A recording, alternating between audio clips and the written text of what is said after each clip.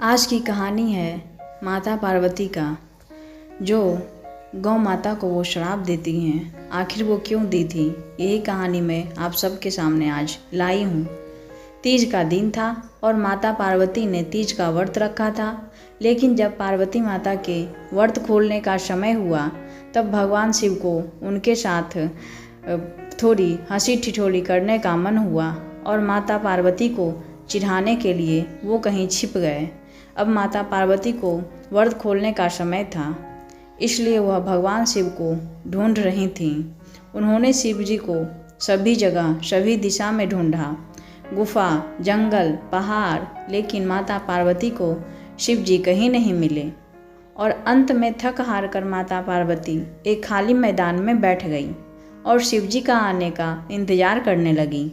समय बीतता गया लेकिन मेरे भोलेनाथ नहीं आए। फिर माता पार्वती ने सोचा कि भगवान शिव तो समग्र सृष्टि के नाथ हैं, उन्हें कहाँ क्या हो रहा है उन्हें सब पता होता है, कहाँ पर क्या हो रहा है, और ऐसे में वह पार्वती माँ को पूजा करते हुए ज़रूर देख लेंगे।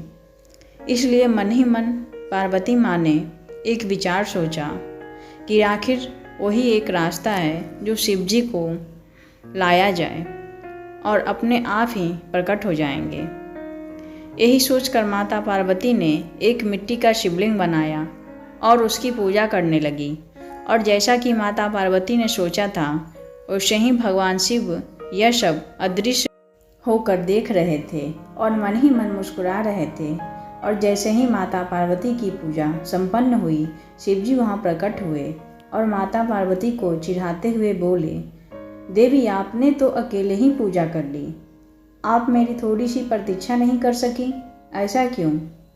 तब पार्वती जी ने कहा, हे प्रभु, मैंने आपका बहुत इंतज़ार किया था, लेकिन सूर्यास्त हो चुकी थी और रात होने वाली थी और मेरा व्रत तोड़ना था, इसलिए मुझे ये सब करना पड़ा।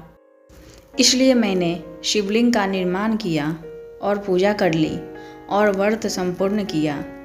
यह बात सुनकर भगवान शिवजी ने फिर ठिठोली करते हुए कहा, मैं तुम्हारी बात पर कैसे विश्वास कर लूं? क्या इस बात का कोई साक्ष्य है? तब पार्वती जी ने थोड़ी देर दूर एक गाय को खड़े हुए देखा। तब माता पार्वती ने कहा, ये गाय मेरी पूजा की साक्षी है, आप इन्हीं से पूछ लीजिए। लेकिन यह वह गाय भी भोलेनाथ की यह हंसी ठिठोली के बारे में जानती थी, जिसके वजह से गाय कुछ भी बताना नहीं चाह रही थी।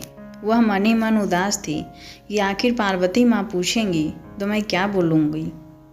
जब शिवजी ने उन्हें माता पार्वती की पूजा के बारे में पूछा तब गाय ने ना में सर हिलाया और शिवजी ने हंसते हुए उनसे कहा, वह बस उनसे थोड़ी हंसी ठिठोली कर रहे थे और वह सच जानते थे, लेकिन अपने पति के सामने झूठा कहलाने का कलंक माता पार्वती को सहन न हुआ और उन्होंने गाय को श्राप देते हुए कहा, जिस तरह आज तूने झूठ बोला है उसी तरह अब तुझे जूठन ही खानी पड़ेगी।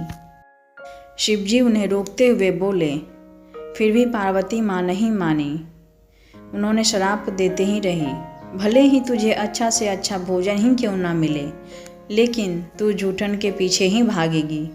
यह सुनकर गौ माता बहुत दुखी हुई और तब शिवजी ने पार्वती माता को बताया कि उस गाय ने मेरे कहने पर झूठ बोला था और उसका इसमें कोई दोष नहीं है। यह बात सुनकर माता पार्वती को श्राप पर अपने श्राप पे बहुत दुखी हुआ और उन्होंने गौ माता को आशीर्वाद दिया कि वह दिव्य जन्मा है और उनके सभी गुण जैसे हैं वैसे ही रहेंगे, लेकिन उनका दिया गया श्राप अब टल नहीं सकता।